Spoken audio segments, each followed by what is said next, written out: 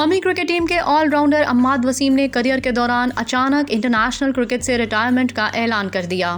سماجی رابطے کی سائٹ پر جاری اپنے ایک بیان میں عماد وسیم نے کہا کہ میں نے کافی سوچ بچار کے بعد انٹرنیشنل کرکٹ سے ریٹائرمنٹ لینے کا فیصلہ کیا ہے۔ انہوں نے کہا کہ میں پاکستان کرکٹ بورڈ کا مشکور ہوں کہ انہوں نے مجھے اتنے عرصے تک سپورٹ کیا۔ پاکستان کی نمائندگی کرنا میرے لیے اعزاز کی بات تھی۔ عماد نے لکھا کہ 121 ون ڈے اور T20 میچز کھیلنے کا میرا خواب شرمندہ تعبیر ہوا۔ وہ میرا بہت اچھا وقت تھا جو کوچز اور ساتھیوں کے ساتھ شاندار رہا۔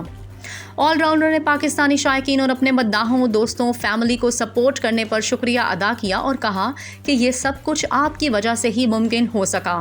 انہوں نے لکھا، اب وقت نئے کوچز اور نئی قیادت کے ساتھ آگے بڑھنے کا ہے، جن کے لیے وہ نیک تمنائیں رکھتے ہیں اور وہ ٹیم کو آگے بڑھتے دیکھنا اور کامیابی حاصل کرتا دیکھنا چاہتے ہیں۔ عماد وسیم نے یہ بھی اعلان کیا کہ اب ان کی توجہ انٹرنیشنل کرکٹ سے ہٹ کر اپنے کیریئر کے اگلے مرحلے پر ہوگی۔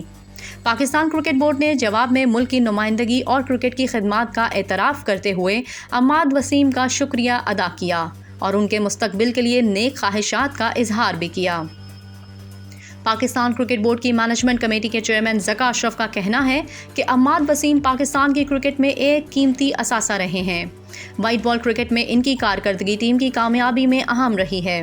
ہم ان کے ریٹائرمنٹ کے فیصلے کا احترام کرتے ہیں، تاہم انہیں ہمیشہ یاد رکھیں گے۔ ذکا اشرف کا کہنا ہے کہ وہ پاکستان کرکٹ بورڈ کی طرف سے پاکستان کرکٹ کے لیے خدمات پر عماد وسیم کا شکریہ ادا کرتے ہیں اور ان کے مستقبل کے لیے نیک خواہشات رکھتے ہیں۔ 34 سالہ عماد وسیم نے اپنے 8 سالہ انٹرنیشنل کیریئر کا آغاز سن 2015 میں زمبابوے کے خلاف کیا اور 55 ون ڈے انٹرنیشنل اور 66 T20 انٹرنیشنل میں انہوں نے 109 وکٹیں حاصل کیں، جبکہ 1472 رنز بنائے۔ عماد وسیم سن 2017 کی چیمپئنز ٹرافی جیتنے والی ٹیم کا حصہ تھے۔